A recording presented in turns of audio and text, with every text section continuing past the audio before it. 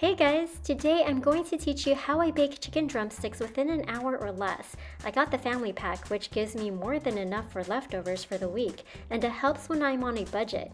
I got lucky and found this one at a reduced price of only $3.23. Yep, you heard that right. Beat that inflation. So first, grab the classic marinade and cooking sauce and pour it into a Ziploc bag with your drumsticks.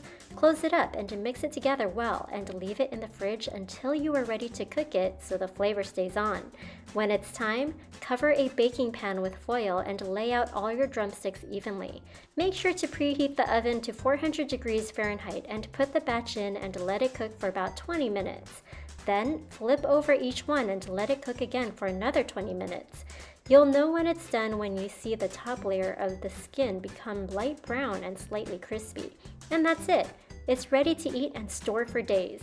I've added the Amazon links of the ingredients in the description box below if you want to get them. Please subscribe so it'll motivate me to make more videos like these. Thanks for watching!